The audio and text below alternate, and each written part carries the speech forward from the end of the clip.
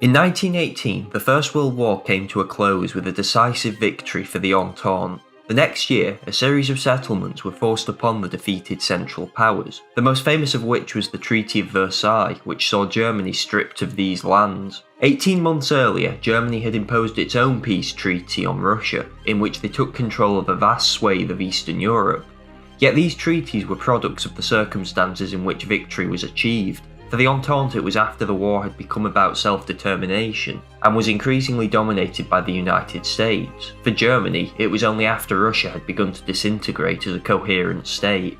Neither any Entente or Central Power got to ever truly fulfill their desired peace plans or their vision of a post-war world. This video then will look at the war aims of each of the 5 great powers that entered the First World War in 1914, how they changed and how they imagined a post-war world. The first power we'll look at is Germany, the principal combatant for the Central Powers and arguably the nation with the most radical vision for a restructuring of the European order. German aims fluctuated throughout the conflict, often depending on who dominated the government at the time. Nevertheless, there were serious proposals on what concessions Germany desired from the war. The first of these is the most infamous, the September Programme, envisaged in 1914 when it seemed like Germany was on course for a quick victory. This was about as Carthaginian a peace as was imagined by any nation in the war. In the west, Germany was to annex resource-rich areas in France such as the Brie region. Belgium was to be turned into a puppet state in control of the Channel ports so as to threaten Britain. Perhaps the most striking thing about this proposal is the remarkable similarity in the east to the land Germany actually took in the Treaty of Brest-Litovsk almost 4 years later. It arguably reflects the fact that for most German diplomats, the main war was in the east, where the greatest spoils were to be had for Germany in terms of resource-rich land, though Germany's war aims in Russia did always remain far more fluid than its demands in the west. Evidently, the September Programme was never implemented, at least in the west, as Germany's armies were defeated at the Battle of the Marne.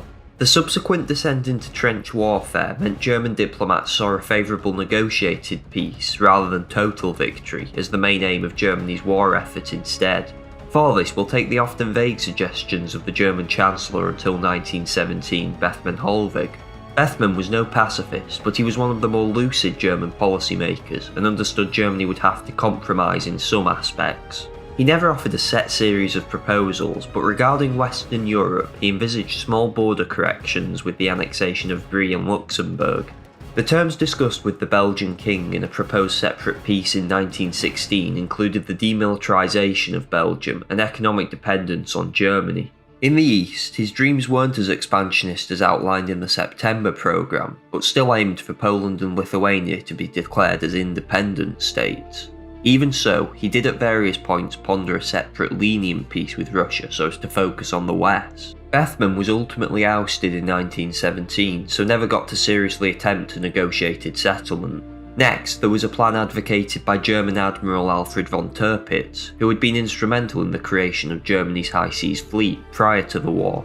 Tirpitz never really got near the levers of diplomatic power, but his plans are interesting for how completely delusional they are. Tirpitz saw the war as a struggle for world rather than European supremacy, thus he believed the British Empire and its command of the sea lanes was the main enemy. To defeat Britain, he advocated signing a white peace with Russia in the east and focusing on the western front, annexing the Channel ports to prepare for the next war, which would be a final clash against Britain. Finally, there was the plan of the Third OHL, dominated by Hindenburg and Ludendorff, in case of victory in 1918. This was after peace had been made with Russia in the March of that year. Ludendorff saw Russia's defeat only as a preliminary to total victory in the West. In reality though, there were never any concrete proposals, but we can assume it would have been similar to the September Programme. Almost all of these plans came attached with the proposal for a German-led economic union with the rest of Europe that would provide a market for German goods and exclude Britain, generally known as Middle Europa, based on a book written in 1915. Though it wasn't actually an authoritative policy statement. The common theme here is that this was not a war of survival for Germany. Even supposed compromise pieces aimed to ensure Germany was supreme on the continent for the foreseeable future. In the end, this refusal to compromise meant Germany ended up being completely defeated in 1918, with even Brest-Litovsk being annulled by the Entente. Of all the combatants in the First World War, France had the single clearest war aim, the reclamation of Alsace-Lorraine. The territory had been amputated from France in 1871 after the Franco-Prussian War, and the desire to reclaim the territory had stimulated revanchist sentiment in the country since.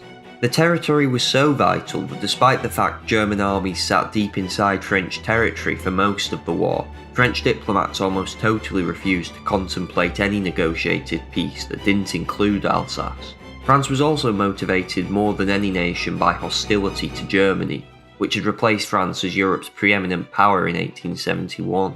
Consequently, French war aims were also shaped around finding ways of limiting German power.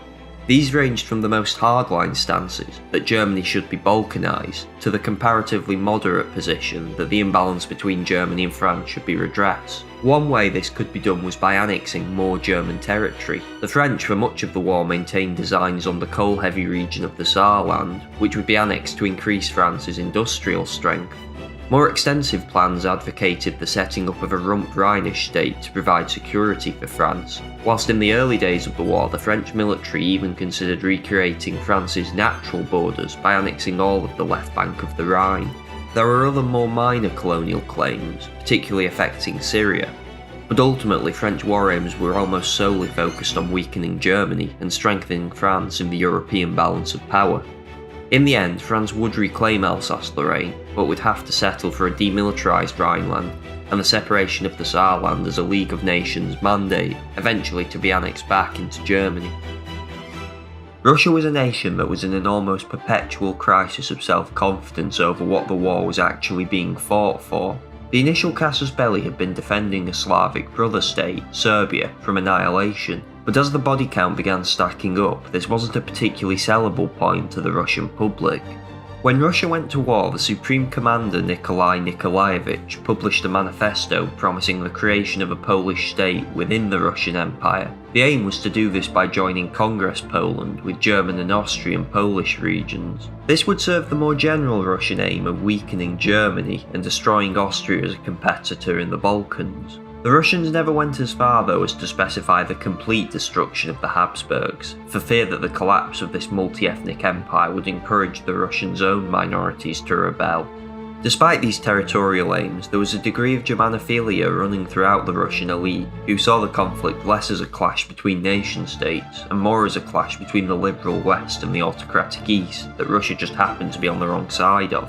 This view was silenced by the entry of Russia's perennial foe, the Ottoman Empire, into the war. The foreign minister Sazonov was able to extract a commitment from Britain and France that Russia would take Constantinople at the end of the war, formerly the capital of the Eastern Roman Empire, which Russia claimed to be a successor of. The city would also finally give Russia access to the Mediterranean. After the war became an almost holy endeavour against the Muslim Turks, a separate peace with Germany was never seriously discussed, and Russia remained committed to the war effort until the Bolshevik Revolution. The overthrow of the Tsar in the February Revolution did change Russia's war aims, but I won't go into them here. In sum then, Russian war aims looked something like this. In the end, the October Revolution meant Russia instead signed a humiliating peace treaty, only undone because of an Entente victory in the West. Austria's war aims were what had brought about the conflict in 1914. For a decade, this multi-ethnic empire was plagued by instability in its Slavic areas because of a resurgent Serbian state that aimed to unify with these regions. Consequently, when the Archduke Franz Ferdinand was assassinated by the Serbian Black Hand, the Austrians saw it as an opportunity to crush the Serbs once and for all. Somewhat bizarrely, the Austrians didn't actually intend to annex any of Serbia. They had too many Slavs already, and any more would upset the fragile balance within the Habsburg Empire. Instead, they intended to make sure Serbia would never again challenge Austria, doing this by partitioning it between Bulgaria and Greece, and then turning the Rump state into a vassal. Montenegro would have its coastline taken to truly box the Serbs in.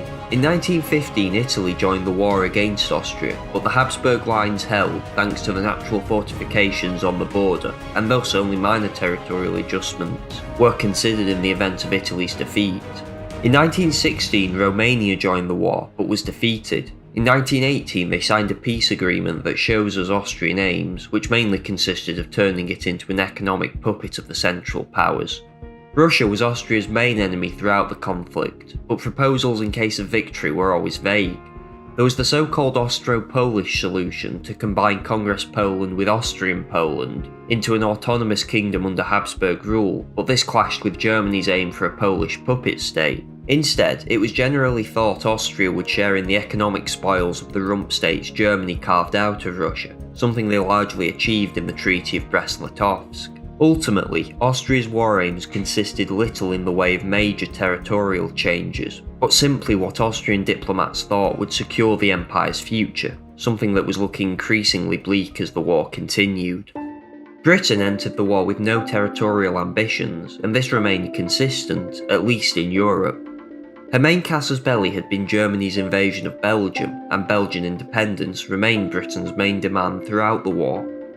For Britain, the destruction of the German High Seas Fleet, which challenged the Royal Navy's dominance in the North Sea, was also a crucial aim. Those were by and large what Britain focused on, but a secondary aim was maintaining a balance of power in Europe.